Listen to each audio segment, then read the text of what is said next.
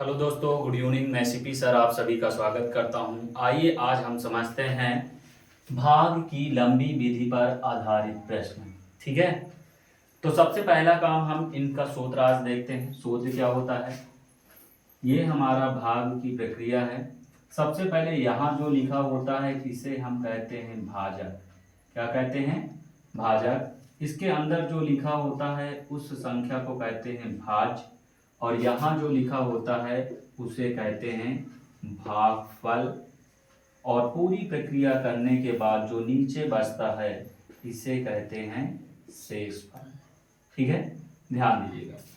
भाजक को बेटा इंग्लिश में कहते हैं डिवाइजर, और भाज्य को कहते हैं डिवाइडेंट।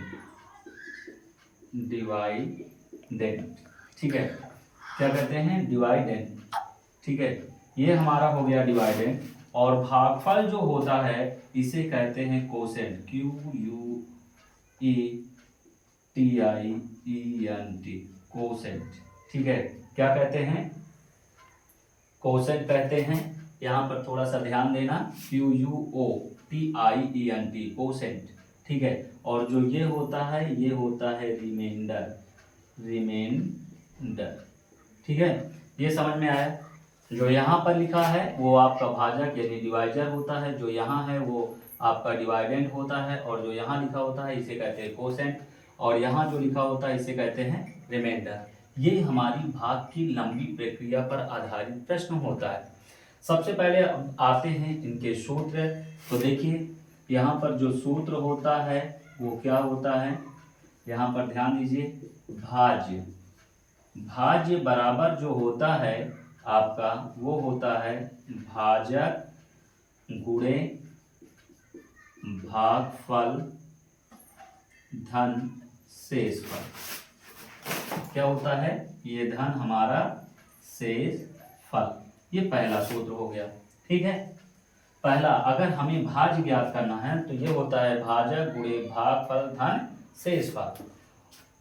दूसरा नंबर, यदि हमें भाजक ज्ञात करना है, क्या ज्ञात करना है?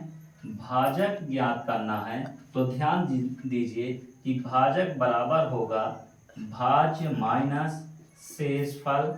ठीक है, ध्यान दीजिए, ये प्लस है, इधर जाएगा माइनस, ये माइनस, ये गुणे में है तो इधर आएगा, ये भाग में होगा तो ये हो जाएगा भागफल। ठीक है, क्या हो जाएगा? भागफल। अब यहाँ से तीसरा फार्मूला हम देखते हैं। अगर हम तीसरे की बात करते हैं तो ये हमारा तीसरा फार्मूला होगा भागफल। ठीक है, क्या? भागफल बराबर जो होगा, अब पहले लिखेंगे भाज्य, तो ये होगा भाज्य माइनस ये शेषफल। ठीक है, ये शेषफल बटा, अब ध्यान दीजिए हमको भागफल चाहिए तो भाजक हो जाएगा, तो ये हो जाएगा भाजक। क्या हो जाएगा? भाजक। ठीक है, अब यहाँ पर ये, फिर इसके बाद की अगर हम बात करें तो यहाँ पर चौथा फार्मूला हमारा जैसे है कि यदि हमको शेषफल पता करना हो, शेषफल क्या होगा, तो शेषफल बराबर सीधा सीधा हम भाग की प्रक्रिया कर लेंगे, या यदि हमको भाजक और भागफल और भाज्य दिया है तो जो शेषफल बराबर होगा वो होगा हमारा भाज्य माइनस भाजक गुणे भागफल। ठीक है, क्या होगा? भागफल। क्या ये समझ में आया ये फार्मूला? अब देखिए इनका इंग्लिश भी यदि हम चाहें तो लिख लें। यहाँ पर भाज्य को क्या कहते हैं? डिवाइडेंट। ठीक है, क्या कहते हैं? डिवाइडेंट। ठीक है, डिवाइडेंट बराबर डिवाइजर, डिवाइजर गुणे कोसेंट। ठीक है, ये हमारा आ जाएगा कोसेंट, और प्लस हमारा आ जाएगा रिमाइंडर। क्या आ जाएगा? रिमाइंडर आ जाएगा। ये समझ में आया? अब इसी तरह सब में इंग्लिश आप लिख सकते हैं। ठीक है, आइए इस पे आधारित एक प्रश्न की चर्चा करते हैं। ठीक है, प्रश्न हमारा है,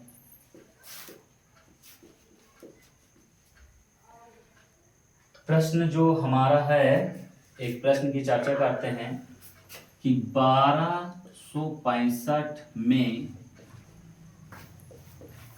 किस संख्या से किस संख्या से भाग करें कि, ठीक है, किस संख्या से भाग करें कि भागफल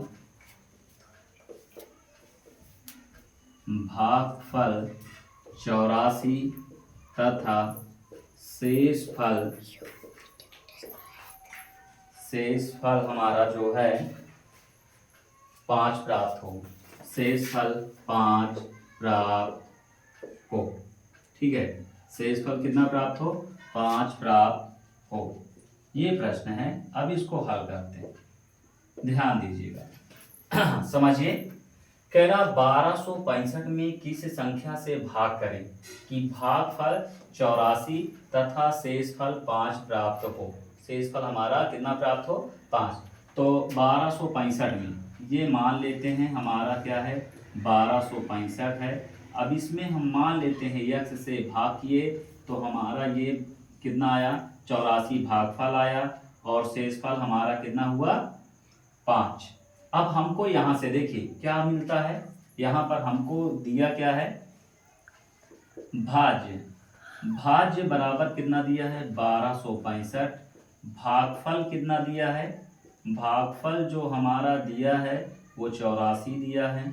ठीक है, और शेषफल जो हमारा है, शेषफल हमें कितना दिया है? 5 दिया है। और हमसे पूछ रहा है कि भाजक क्या होगा? क्या होगा? भाजक क्या होगा?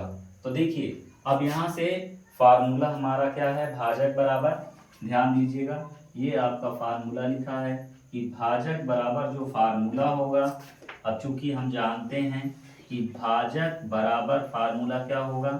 भाज्य माइनस शेषफल, ठीक है, और बटा भागफल। क्या होगा? भागफल। अब यहाँ से इसको हम हल करते हैं, ध्यान दीजिए। भाज्य यानी कि भाजक बराबर, भाज्य कितना है? 1265 और शेषफल आपका कितना है? 5 है। और इसके बाद भागफल कितना है? 84 है। अब यहाँ से देखिए 5 में 5 गया 0, ये आया आपका 6, ये 1260 बटे 84। ठीक है, अब इसको भाग करिए, कितनी बार जाएगा? ठीक है, तो ये आपका मान लेते हैं 4 से, 4 3 12 और 0, ठीक है, और ये 4 1 के 4, नहीं 4 3 12 4 1 के 4, 4 3 12 4 1 के 4 और 4 5 6 20 और 4 दूनी 8 और 4 दूनी 8 और 4 1 के 4। अब यहाँ से ये आया 315 बटे 21। तो यहाँ से 3 7 21 और 3 1 के 3, 3 5 15 और 7 से काट दीजिए, 7 1 के 7, 7 5 35। तो ये आ गया 15। कितना आ गया? 15 आ गया। ठीक है, तो हमारा जो आंसर होगा वो कितना होगा? 15 होगा। ठीक है, ये समझ में आया? यदि समझ में आया हो तो वीडियो को लाइक एंड सब्सक्राइब कीजिए और ज़्यादा से ज़्यादा शेयर करिए। Thank you.